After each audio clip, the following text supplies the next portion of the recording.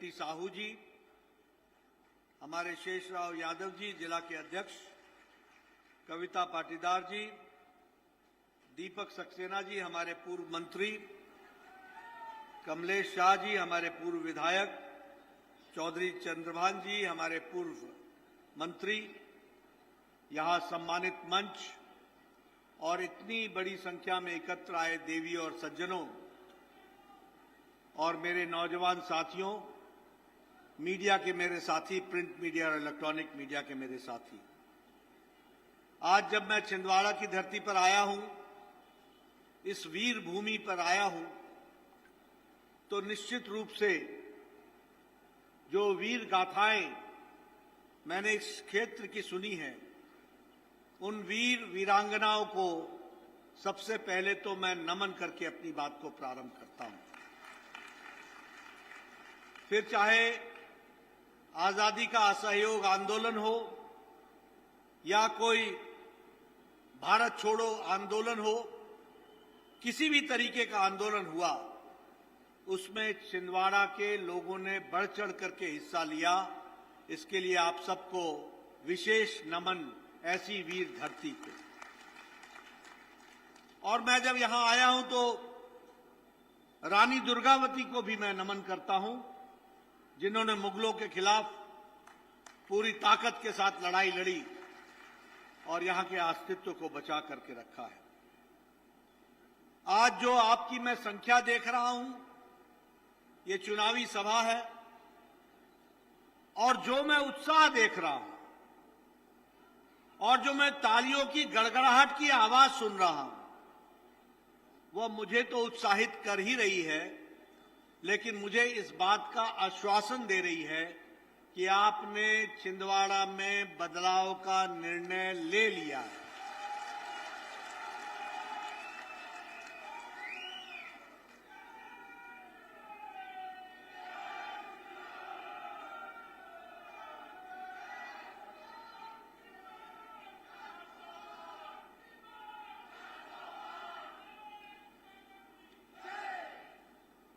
हमने मध्य प्रदेश के दो रूप देखे।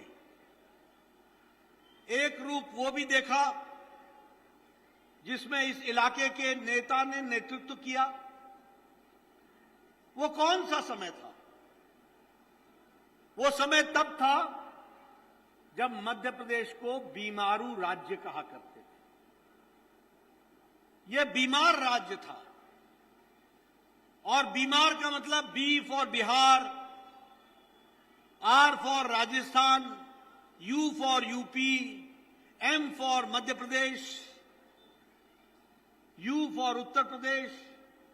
इसमें से एक राज्य उस समय एम के जो था वो मध्य प्रदेश था। आज मुझे खुशी है कि यही बीमारू राज्य 20 साल के भारतीय जनता पार्टी के शासन में अब यह अग्रगणी राज्य बन गया, तीव्र गति से बढ़ता हुआ राज्य बन गया। और इस राज्य को बनने में भारत सरकार ने, प्रधानमंत्री मोदी जी ने भी कोई कसर नहीं छोड़ी। हर दृष्टि से, विकास की दृष्टि से इसको आगे बढ़ाने का काम किया है। जब मैं ये बात करता हूं तो देश की भी अगर आप तस्वीर याद करें तो 2014 के पहले की तस्वीर क्या थी, मैं आपको इसलिए बता रहा हूं। देखो, जब तक आपको अंधेरे का अंदाजा नहीं हो तब तक उजाले का महत्व समझ में नहीं आता। जब तक आपने विनाश को ना देखा हो तो विकास समझ में नहीं आता, और जब तक आपने पूर्णमासी की अंधेरी नहीं देखी हो, अमावस्या की अंधेरी नहीं देखी हो, तो पूर्णवासी का महत्व नहीं समझ में आता। इस बात को भी हमको समझना चाहिए। एक तरफ यह बीमारू राज्य था 20 साल पहले, और 2014 के पहले देश क्या था? आतंकवादियों का अटैक, आए दिन आतंकवादियों का अटैक होता था, हर दिन घोटाले हुआ करते थे, और नीतियां एयर कंडीशन कमरों में बना करती थी जिसका धरती से कोई लेना देना नहीं था। विकास के नाम पर सब कुछ रुक चुका था। किसान आत्महत्या करते थे। आज जिसे आप भूल गए वो किसान आत्महत्या करता था और युवा बेचारा लाचार हालत में हमने देखा है। यह परिस्थिति हमने देखी है और हमने 10 साल मोदी जी का भी देखा। ये 10 साल विकास का साल रहा। ये 10 साल सांस्कृतिक विरासत के उत्थान का देखा। ये 10 साल हमने किसानों को ताकत होते हुए देखा। ये 10 साल हमने महिलाओं का सशक्तिकरण देखा। ये 10 साल हमने गांवों को आगे बढ़ते देखा। ये 10 साल में हमने भारत को अग्रगणी देश के रूप में आगे बढ़ता हुआ दुनिया में देखा। यह भी हम लोगों ने देखा। मित्रों, प्रधानमंत्री मोदी जी ने, मैं बार बार बोलता हूं, राजनीति की परिभाषा, राजनीति की संस्कृति, राजनीति का ढर्रा, राजनीति का तौर तरीका, ये सब बदल डाला। 10 साल पहले राजनीति होती थी जाति के आधार पर। 10 साल पहले राजनीति होती थी धर्म के आधार पर। 10 साल पहले राजनीति होती थी इलाकावाद पर। 10 साल पहले राजनीति होती थी अगड़ा है कि पिछड़ा है, उत्तर का है कि दक्षिण का है, नदी के इस पार का है कि उस पार का है। भाई को भाई से लड़ाने का काम ये कांग्रेस पार्टी ने 67 साल 70 साल किया। लेकिन मोदी जी ने राजनीति के ढर्रा बदल दिया, संस्कृति बदल दी, परिभाषा बदल दी, तौर तरीका बदल दिया। अब राजनीति हो रही है तो वो विकासवाद की राजनीति हो रही है और विकास के साथ। आज किसान भी विकास चाहता है। आज युवा को भी उसकी आकांक्षाओं को पंख लगे हैं। आज विकास के साथ लोग जुड़ना चाहते हैं, देश की बदलती तस्वीर में अपने आप को जोड़ना चाहते हैं। और इसीलिए अब न धर्म के आधार पर, न जाति के आधार पर और न ही वोट बैंक की पॉलिटिक्स के आधार पर, न ही तुष्टीकरण की राजनीति पर, अब अगर राजनीति हो रही है तो विकासवाद की राजनीति हो रही है, रिपोर्ट कार्ड की राजनीति हो रही है और दायित्व को निभाने की राजनीति हो रही है। इस तरीके से राजनीति में बदलाव आया है। आपने देखा होगा हमारे विपक्षी दल बहुत बौखलाए हुए, घबराए हुए, हताशा में है, निराशा में, नए नए तरीके से समाज को खंडित करने का प्रयास कर रहे हैं। अभी अभी सारे इंडी गठबंधन के लोग मिलकर के उन्होंने आवाज उठाई, जातिगत जनगणना होनी चाहिए। भारतीय जनता पार्टी भी जातिगत जनगणना के विरोध में नहीं है, हम भी साथ हैं। लेकिन उनके जातिगत जनगणना का मकसद और मंसूबा जातियों में बांटने का था। और ऐसे में प्रधानमंत्री जी ने कहा कि हम ज्ञान को लेकर आगे चलते हैं और ज्ञान का मतलब होता है जी फॉर गरीब, वाई फॉर युवा, ए फॉर अन्नदाता हमारा किसान और एन फॉर नारी शक्ति। ज्ञान, गरीब, युवा, अन्नदाता, नारी शक्ति, इनका विकास अगर होगा तो देश का विकास हो जाएगा और देश को हम आगे ले जाएंगे। और इसीलिए गांव, गरीब, वंचित, पीड़ित, शोषित, दलित, युवा, किसान, महिलाएं, इनका सशक्तिकरण करने का काम प्रधानमंत्री मोदी जी ने लिया। और इसके साथ साथ मैं ये भी आपके साथ चर्चा करना चाहता हूं कि हमने सांस्कृतिक विरासत को भी ताकत दी। मोदी जी ने सांस्कृतिक विरासत को भी ध्यान में रखा। हम 1998 से हम चर्चा कर रहे थे, रामलला हम आएंगे, मंदिर वहीं बनाएंगे। हम लोगों ने पालमपुर का प्रस्ताव स्थापित किया था कि हम राम मंदिर बनाने का रास्ता प्रशस्त करेंगे। और हमारे विरोधी हमको चिढ़ाया करते थे, रामलला हम आएंगे, तिथि कब बताएंगे। प्रधानमंत्री मोदी जी की इच्छा शक्ति और हमारे 140 करोड़ देशवासियों का प्यार 22 जनवरी को रामलला का प्राण प्रतिष्ठा हुई और भव्य राम मंदिर बन करके तैयार हुआ, ये भी हमने देखा। यहां बैठे लोग और इनसे पहले 4-4 पीढ़ियां खप गई, हम एक नारा लगाते थे, एक देश में 2 निशान, 2 विधान, 2 प्रधान नहीं चलेंगे, धारा 370 को समाप्त करो। ये नारा लगता था भारत के जनसंघ में, ये नारा लगता था 51 में, 52 में, 4-4, 5-5 पीढ़ियां खप गई। आखिर वो समय आया 2019 को 6 अगस्त को मोदी जी की इच्छा शक्ति ने और अमित शाह की रणनीति ने धारा 370 को धाराशाही कर दिया और एक देश में एक निशान, एक विधान, एक प्रधान, इसको हम लोगों ने स्थापित किया। यह भी हम लोगों ने देखा है। इसी तरीके से 40 साल से हमारा फौजी भाई 1 रैंक 1 पेंशन की आवाज उठा रहा था। 1 रैंक 1 पेंशन नहीं मिल रहा था। सरकारें आई गई, कई कमलनाथ सरकारों में आए और गए, 1 रैंक 1 पेंशन की बात तक नहीं सुनी गई। प्रधानमंत्री मोदी जी भारत के प्रधानमंत्री बने और दूसरे साल में ही 1 रैंक 1 पेंशन लागू कर दिया और भारत के फौजियों को यह ताकत दी गई, यह भी हम लोगों ने देखा है। मित्रों, आज हम जब बंटी साहू के लिए वोट मांगने आए हैं, तो ये बंटी साहू का वोट और बंटी साहू को एमपी बनाना, ये अकेला बंटी साहू को सांसद बनाना नहीं है, ये देश को मजबूती प्रदान करने का रास्ता प्रशस्त करना है। इसको भी हमको समझ लेना चाहिए। और जब मैं आपसे ये कहता हूं तो मैं आपको बताना चाहता हूं, 2014 के पहले भारत एक पिछलग्गू देश के रूप में जाना जाता था।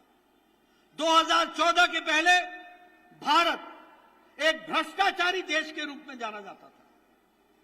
2014 के पहले भारत कभी अमेरिका का मुंह देखता था, कभी रशिया का मुंह देखता था। 2014 के पहले भारत अमेरिका के पास जाता था तो पाकिस्तान के खिलाफ अपनी शिकायत दर्ज कराता था। आज का भारत, 2014 के बाद का मोदी जी के नेतृत्व में भारत अब किसी के आगे न गिड़गिड़ाता है, न पिछलग्गू है, अब अग्रगणी है और अपनी ताकत पर खड़ा होकर के देश को आगे ले जा रहे हैं मोदी जी। इस बात को भी हमको समझना चाहिए। हम 2019 में 11वें नंबर की अर्थव्यवस्था थे, 11वें नंबर की। आज भारत मोदी जी के नेतृत्व में 5वें नंबर की अर्थव्यवस्था बन गया, 5वें नंबर की। और हमने ग्रेट ब्रिटेन, ब्रिटानिया, जिन अंग्रेजों ने हमको 200 साल राज किया, उसको पछाड़ कर अब हम 5वीं सबसे बड़ी अर्थव्यवस्था बन गए हैं। और बंटी साहू को आप भेजेंगे 19 तारीख को, 4 जून को प्रधानमंत्री फिर से तीसरी बार प्रधानमंत्री बनेंगे और तीसरी बार जब प्रधानमंत्री बनेंगे तो भारत 2027-28 में तीसरी सबसे बड़ी अर्थव्यवस्था बन जाएगा। इसके लिए हम काम करेंगे। अभी मैं बंटी भैया को कहूंगा कि बैठो, आगे खड़े होने का बहुत समय है। पूरे 5 साल आपने खड़े होकर के सेवा ही करनी है। मित्रों, अगर मैं बात करूं इलेक्ट्रॉनिक्स में, तो इलेक्ट्रॉनिक का हमारा निर्यात, एक्सपोर्ट 6 गुना बढ़ गया, 6 गुना बढ़ गया। अगर मैं बात करूं दवाइयों की, फार्मास्यूटिकल्स की, तो आपको जानकर खुशी होगी कि मोदी जी के नेतृत्व में भारत नहीं सिर्फ दवाई भारत के लिए बनाता है, बल्कि दुनिया के लिए भारत डिस्पेंसरी बन गया है और 138% एक्सपोर्ट अब भारत की दवाई हो रही है। सबसे सस्ती और सबसे असरदार दवाई भारत बनाने लगा। आज पेट्रोकेमिकल्स में भारत की एक्सपोर्ट 108% बढ़ गया। आज आपको जानकर बड़ी आश्चर्य होगा, मैं बार बार सुनाता हूं, 10 साल पहले आपके गणेश जी भी चाइना से आते थे। चाइना से दीपावली में जो गणेश जी आप खरीदते थे ना, वो चाइना में बन के आता था। आपके गणेश जी भी चाइना से आते थे, आपके खिलौने भी चाइना से आते थे। आज भारत का एक्सपोर्ट खिलौनों में 2.5 गुना बढ़ गया है। अब दुनिया को हम खिलौने दे रहे हैं। आपने जापान की गाड़ियों की बात सुनी होगी, जापानीज टोयोटा, डैटसन। आज आपको खुशी होगी कि ऑटोमोबाइल मार्केट में भारत ने जापान को पछाड़ दिया है और अब तीसरी सबसे बड़ी ऑटोमोबाइल मार्केट भारत बन गया है। हमारे आगे अब सिर्फ अमेरिका और चाइना रह गए। इसलिए विकास की एक नई कहानी, हर दृष्टि से विकास। स्टील में हम 4थे नंबर पर थे, आज हम 2रे नंबर पर पहुंच गए हैं और उसी तरीके से विकास को आगे बढ़ाने का काम किया। मैं जब मध्य प्रदेश में आया हूं तो मैं रेल की चर्चा न करूं तो शायद मैं अन्याय करूंगा। आज आपको खुशी होगी कि 100% आपके मध्य प्रदेश में ट्रेनें और रेल का जो लोकोमोटिव था, अब वो सारे का सारा इलेक्ट्रिफिकेशन हो गया है। सारी ट्रेनें इलेक्ट्रिसिटी से चल रही हैं। और इसके साथ साथ आपको जानकर खुशी होगी कि रेल का बजट 24 गुना बढ़ा दिया गया है। 24 गुना बढ़ा दिया गया। वंदे भारत ट्रेन भोपाल, इंदौर इस तरीके से चल रही हैं। नए नए एयरपोर्ट्स बन रहे हैं। ग्वालियर का एयरपोर्ट, जबलपुर का एयरपोर्ट, कहीं 500 करोड़ रुपए खर्च हो रहा है, कहीं 600 करोड़ रुपए खर्च हो रहा है। उसी तरीके से देवास में इंटरनेशनल एयरपोर्ट बनने की बात चल रही है, ग्रीनफील्ड की। और इसी तरीके से 7 नए शहर मध्य प्रदेश के स्मार्ट सिटी में जोड़े जा रहे हैं। इस तरीके से काम हो रहा है। यहां एजुकेशन के दृष्टि से भी काफी काम हुआ है और उसी तरीके से सेंट्रल इंस्टीट्यूट फॉर पेट्रोकेमिकल्स और इंजीनियरिंग, इसको भी ग्वालियर में स्थापित किया जा रहा है। 14 नए मेडिकल कॉलेज बनाए जा रहे हैं और इसी के साथ साथ हमारे बिरसा मुंडा स्वरोजगार योजना को भी आगे बढ़ाने का काम किया गया है। और लाडली लक्ष्मी और लाडली बहना, इसको तो मध्य प्रदेश भूल नहीं सकता। ये नारियों को ताकत देने का काम हुआ है। 19 तारीख को फिर से मोदी टीका लगेगा, ये भी आपने ध्यान रखना। और 400 पार हम करेंगे। इस तरीके का हम काम करेंगे। मित्रों, एक बात मैं और आपसे करना चाहता हूं। ये इंडिया अलायंस, मैंने आपके सामने लंबी गाथा विकास की आपके सामने रखी है। बोलिए, मोदी जी के नेतृत्व में विकास हुआ है कि नहीं हुआ है? गांव का विकास हुआ है कि नहीं हुआ है? महिलाओं को नारी सशक्तिकरण हुआ है कि नहीं हुआ है? युवाओं को ताकत मिली है कि नहीं मिली है? आप बताइए कि विकास में रेल में काम हुआ है कि नहीं हुआ है? एयरवेज में काम हुआ है कि नहीं हुआ है? सड़कें बनी है कि नहीं बनी है? ग्रामीण सड़क बनी है कि नहीं बनी है? हर तरीके से विकास हुआ है कि नहीं हुआ है? अब दूसरी ओर इंडिया अलायंस, ये घमंडिया अलायंस, ये चुनाव लड़ रहे हैं, हताशा में हैं, बौखला गए हैं। हार निश्चित सामने दिख रही है, समझ में नहीं आ रहा है। ये घमंडिया अलायंस, ये इंडिया अलायंस किस बात का अलायंस है? ये 2 बातों का अलायंस है। 2 बातों का। एक अलायंस है कि मोदी जी कहते हैं भ्रष्टाचार हटाओ, बोलते हैं कि नहीं बोलते हैं?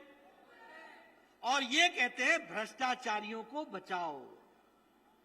मोदी जी कहते हैं भ्रष्टाचार हटाओ और ये बोलते हैं भ्रष्टाचारियों को बचाओ। और मोदी जी ने लाल किले के प्राचीर से कहा और बाद में चूरू में भी उसको दोहराया है कि हम तीसरी बार प्रधानमंत्री बनेंगे और भ्रष्टाचारियों के खिलाफ फिर से मुहिम चलाएंगे और उनको जेल भेजेंगे। इस तरीके का बात कही। दूसरा, ये सारे घमंडिया अलायंस वाले ये परिवारवादी पार्टियां हैं। इनको आपसे कोई लेना देना नहीं है। ये परिवार बचाने में लगे हैं। इनको परिवार से ज्यादा कुछ नहीं दिख रहा। बोलिए, ऐसे लोगों को आगे आने देना है क्या? आने देना है क्या? मैं आपके सामने बताना चाहता हूं। आप बताइए, कांग्रेस ने कोयला घोटाला किया था कि नहीं किया था? आप बताइए कांग्रेस ने कॉमनवेल्थ गेम्स का घोटाला किया था कि नहीं किया था? आप बताइए कांग्रेस ने पनडुब्बी का घोटाला किया था कि नहीं किया था? आप बताइए कांग्रेस ने अगस्ता वेस्टलैंड का घोटाला किया था कि नहीं किया था? आप बताइए कांग्रेस ने चावल घोटाला किया था कि नहीं किया था? आप बताइए कांग्रेस ने चीनी घोटाला किया था कि नहीं किया था? आप बताइए कांग्रेस ने अबरक का घोटाला किया था कि नहीं किया था? देखो, आप बताइए इन्होंने 2G घोटाला किया था कि नहीं किया था? 3G घोटाला किया था कि नहीं किया था?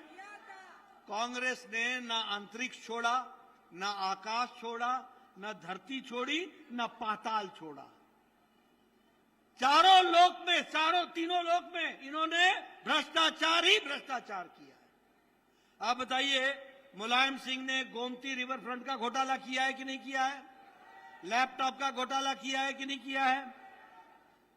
फूड ग्रेन का घोटाला किया है कि नहीं किया है? आप बताइए लालू यादव ने चारा घोटाला किया है कि नहीं किया है? वो मवेशियों का चारा खा गया, चारा घोटाला किया कि नहीं किया? जमीन के बदले नौकरी देने का घोटाला किया कि नहीं किया? अलकतरा घोटाला किया कि नहीं किया? आप बताइए डीएमके के स्टालिन के सरकार ने बालू का घोटाला किया कि नहीं किया? आप बताइए उनके पास 1,34,000 करोड़ रुपए की प्रॉपर्टी है कि नहीं है? आमदनी से ज्यादा प्रॉपर्टी का केस चल रहा है कि नहीं चल रहा है? आप बताइए ममता के मंत्रियों ने टीचर के भर्ती के घोटाले में घोटाला किया कि नहीं किया? भर्ती घोटाला किया कि नहीं किया? और उन्होंने गाय के तस्करी में घोटाला किया कि नहीं किया? और उन्होंने रोज वैली घोटाला किया कि नहीं किया? आप बताइए जेएमएम ने जमीन का घोटाला किया कि नहीं किया? मुख्यमंत्री ने अपने नाम पर घोटाला किया कि नहीं किया? और आप बताइए केजरीवाल ने शराब घोटाला किया कि नहीं किया? आप बताइए दवाई का घोटाला किया कि नहीं किया? ये सब घोटालेबाज है कि नहीं है? अब आप बताइए राहुल गांधी बेल पर है कि नहीं है? आप बताइए सोनिया गांधी बेल पर है कि नहीं है? आप बताइए पी चिदम्बरम बेल पर है कि नहीं है? आप बताइए ये संजय सिंह बेल पर है कि नहीं है? आप बताइए लालू प्रसाद यादव बेल पर है कि नहीं है? आप बताइए अभिषेक के खिलाफ कार्रवाई हो रही है कि नहीं हो रही है? आप बताइए हेमंत सोरेन जेल में है कि नहीं है? आप बताइए अरविंद केजरीवाल जेल में है कि नहीं है? आप बताइए मनीष सिसोदिया जेल में है कि नहीं है? आप बताइए सत्येंद्र जैन जेल में है कि नहीं है? आप बताइए केसीआर की बेटी कविता जेल में है कि नहीं है? आप बताइए ये SP leader Azam Khan jail में है कि नहीं है? आप बताइए टीएमसी के नेता जेल में है कि नहीं है? आप बताइए ये हमारे टीएमसी के साथ साथ ये डीएमके के नेता जेल में है कि नहीं है? ये सारे नेता या तो जेल में हैं या बेल पर है। ये सारे नेता, बोलिए ऐसे गठबंधन को आगे बढ़ने देना है क्या? आगे बढ़ने देना है क्या? इनके खिलाफ कार्रवाई होनी चाहिए कि नहीं होनी चाहिए? और आप बताइए फारूक अब्दुल्ला की पार्टी परिवार की पार्टी है कि नहीं है? आप बताइए बादल की पार्टी परिवार की पार्टी है कि नहीं है? आप बताइए